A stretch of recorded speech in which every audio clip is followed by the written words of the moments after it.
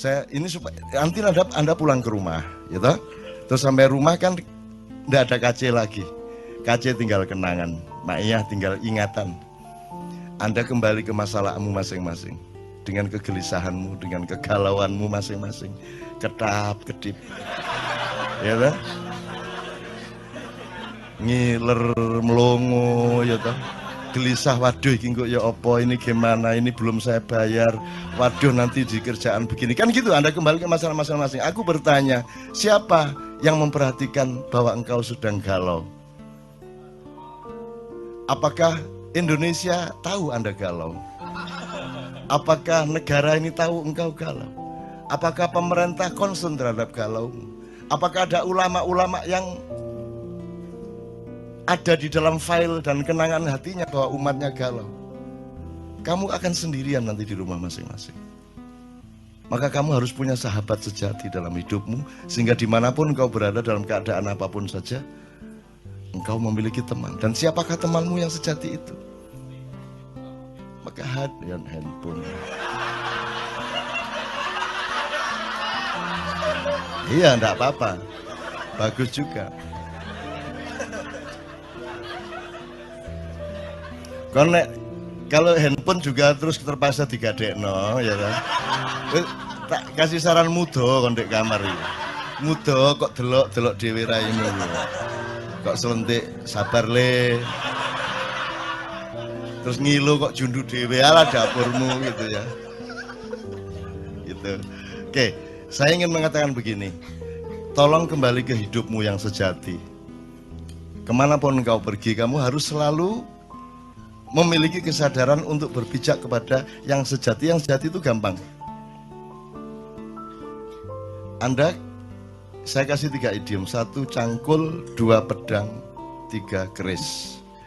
Jangan dilihat kerisnya sebagai benda, jangan dilihat pedangnya sebagai benda, jangan dilihat cangkulnya sebagai benda, tapi sebagai pemahaman dan kesadaran. Kalau cangkul itu fungsi apa, Dik? Ya ayo masuk pacul kayak motong rambut kan itu ya. Maksud saya dia berfungsi apa? Berfungsi ekonomi. Makanya menteri pun kalau pergi ke kantor dia bilang sama tenan, sebentar aku mau nyangkul, kan gitu. Jadi cangkul sebagai pemahaman mengenai fungsi ekonomi. 1 ekonomi. Dan ini kan yang terutama di Indonesia kan. Kenapa orang Indonesia tidak ada yang hebat beneran kecuali yang jenius dari Allah langsung? Karena orang Indonesia itu bisa apa saja, ya, bisa apa saja, tapi cita-citanya salah.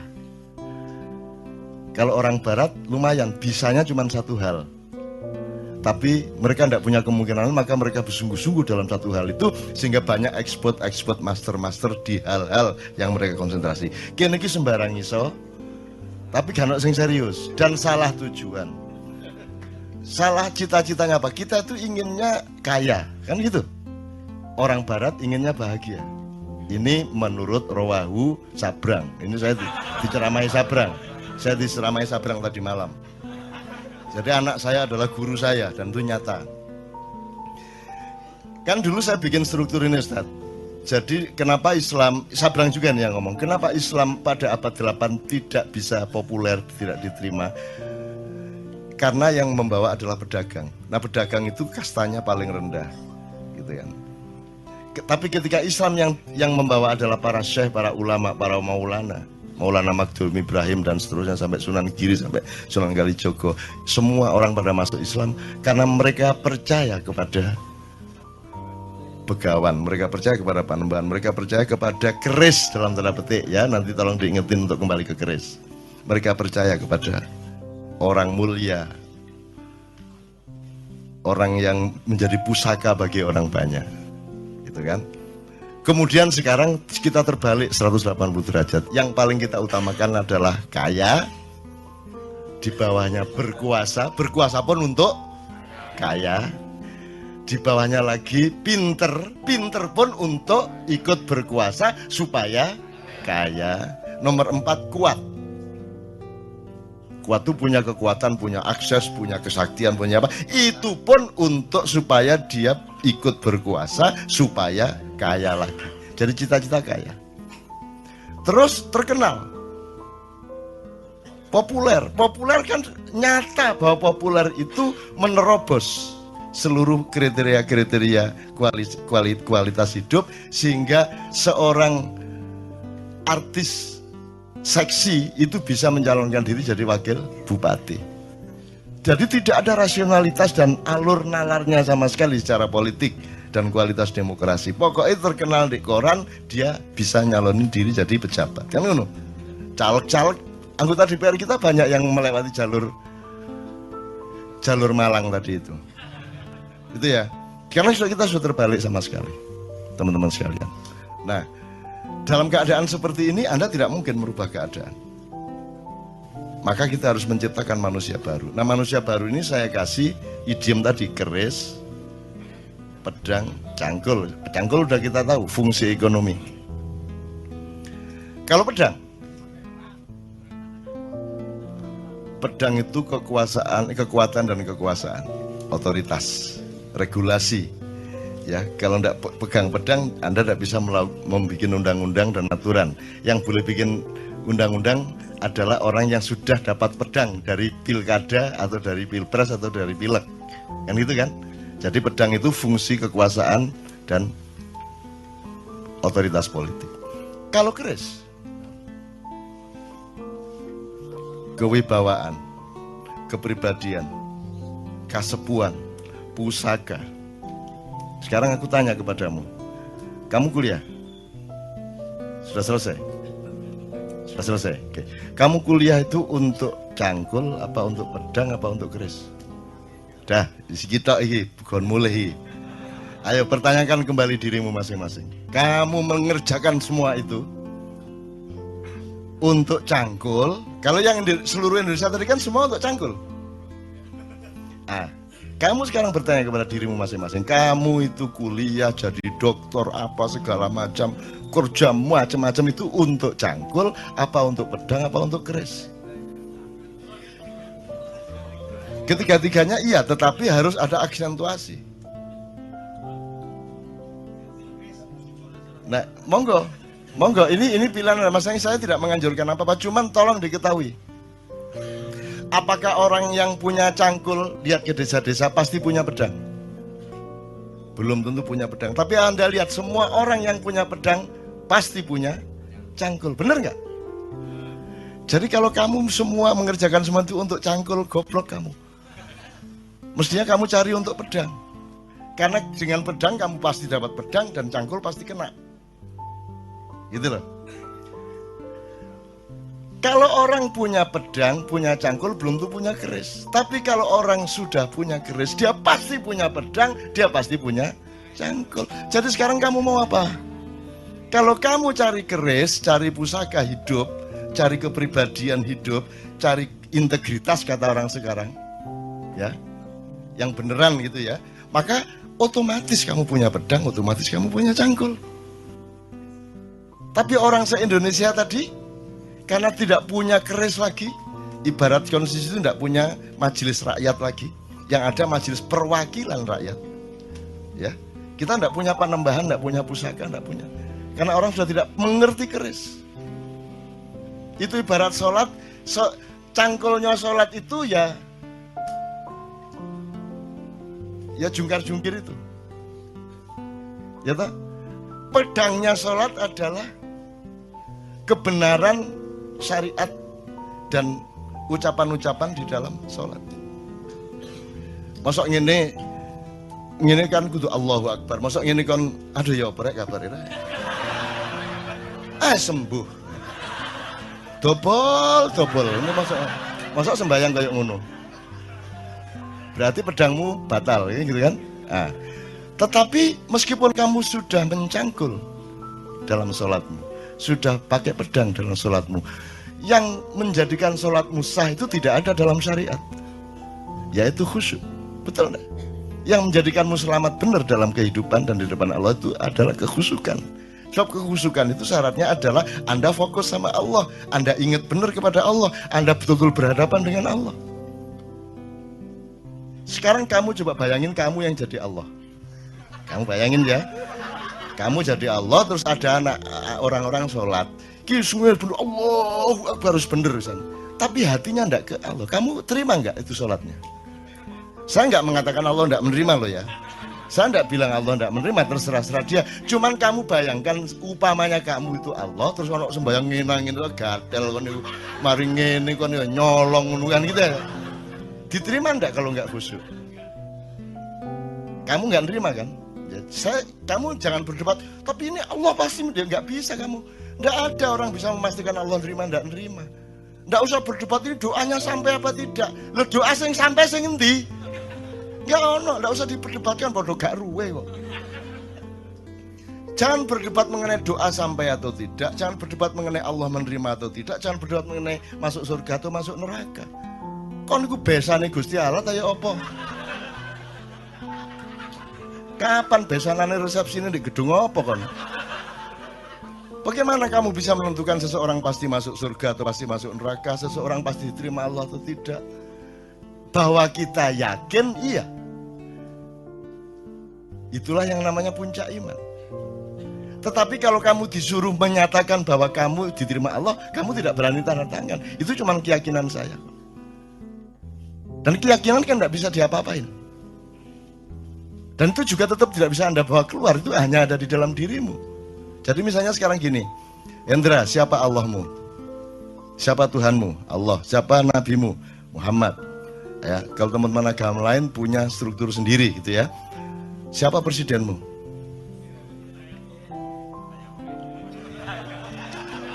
Upamanya ya.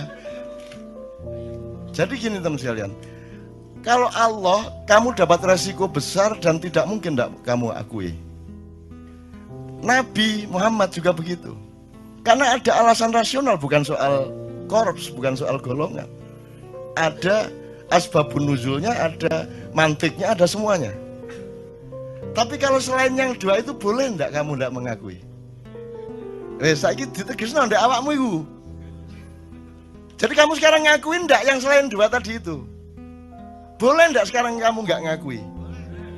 Nah, ya sudah enak toh. Kan boleh kamu tidak mengakui. Jadi juga nggak usah terlalu pusing juga. Kata akoni kan, mengenai itu repot. Kata di TV ya kata akoni dapurmu kan gitu kan. Kan gitu kan. Kalau dia pas lewat kita kepergok, ya saya nggak akan memperlakukan dia sebagai presiden. Kan begitu. Ya aku liwat sakarepku. Masih ono tuet aku liwat sakarepku kata lapo kan. Aku urip dikai Gusti Allah kok. Masa aku ngabekti karo sing wong kabeh ono pantes-pantese kan. Kabeh iki nek gak apik ya pinter, nek gak pinter ya pantes ngono lho. Iki gak kabeh iki opo iki? Ya bojo iku gak pinter gak apa-apa angger ayu, ngono ta? Gak ayu gak apa-apa angger ngabekti kan. Iki gak kabeh. Ya apa pinter gak ngabekti gak ayu gak. Ya apa? Maka bal huwa yakut.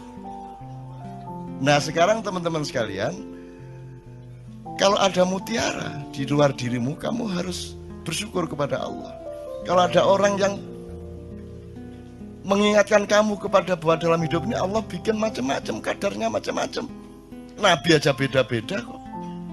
Masuk Nabi podo kabeh, terus nanti di surga haknya sama. Ya beda.